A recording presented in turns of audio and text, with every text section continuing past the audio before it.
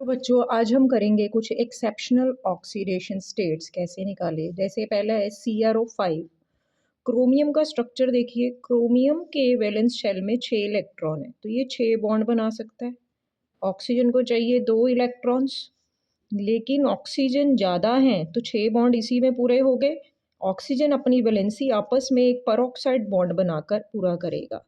अब क्रोमियम की oxidation state निकालनी, उसको एक्स लेंगे।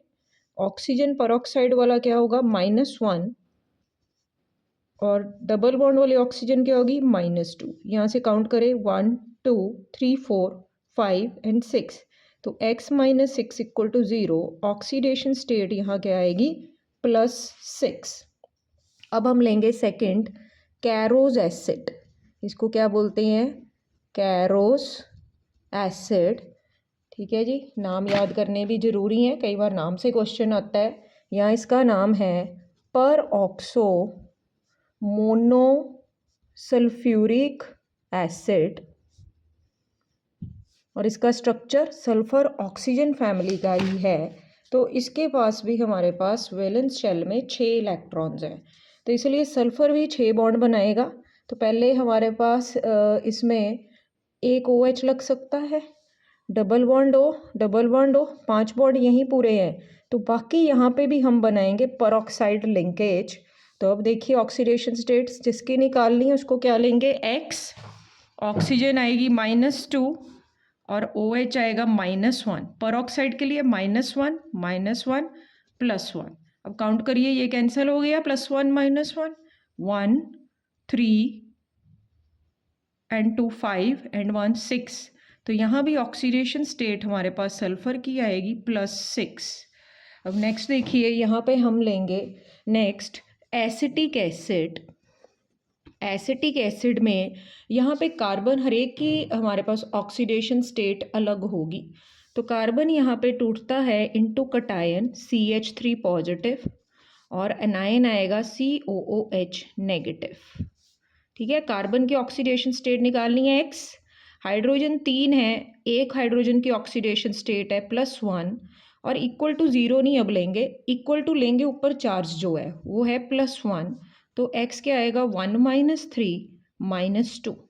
इसी तरह ये कार्बन की अगर निकालनी ऑक्सीडेशन स्टेट X, ये ऑक्सीजन रहेगी -2, और OH को आप इकट्ठे भी ले सकते हो -1, या फिर इसको अलग अलग स्प्लिट करके भी ले सकते हैं। तो -2 -1 इक्वल टू किसके आ जाएगा -1 के।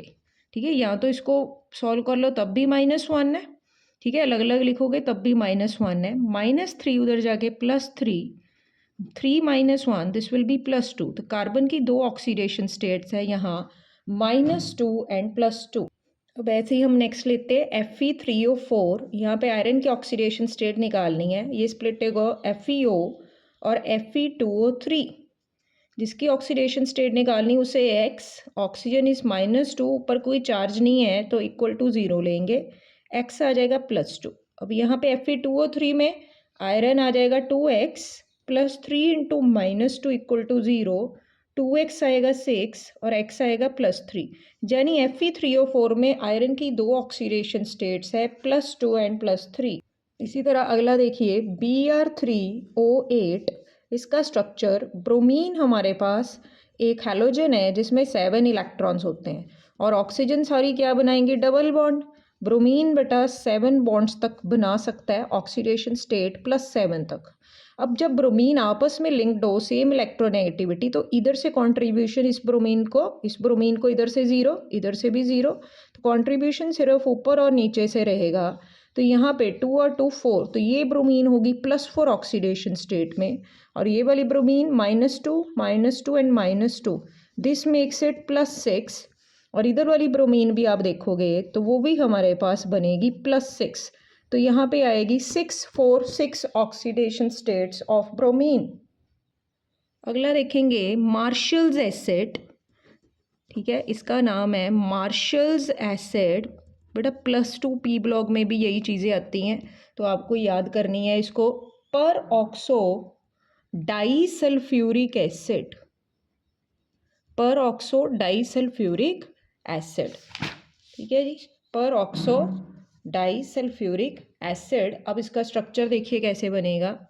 सल्फ़र 2 हैं तो दोनों सल्फ़र में एक एक OH लगा दिया सिमेट्रिकली, बाकी हमने ऑक्सीजन लगा दी, 5 बॉन्ड यहीं पूरे हो जाते हैं। अभी भी 2 ऑक्सीजन बाकी हैं तो वो बनाएगी परऑक्साइड लिंकेज।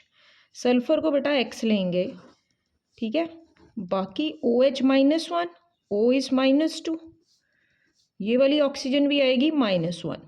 तो आप काउंट करिए 2 3 4 5 6 7 8 9 10 11 12। तो 2x - 12 0, x कितना आ जाएगा यहाँ पे 12/2 दैट इज 6। तो ऑक्सीडेशन स्टेट यहाँ रहेगी +6। इसी तरह एक्सेप्शन एक और आती है Pb3O4 that is mixture of PbO and PbO2। Pb को x ले लो, -2 = 0, x आ गया +2, और PbO2 में x +2 एटम है इनटू ऑक्सीडेशन स्टेट, ऊपर चार्ज नहीं है तो 0, x आएगा +4। तो लेड की 2 ऑक्सीडेशन स्टेट्स है +2 एंड +4।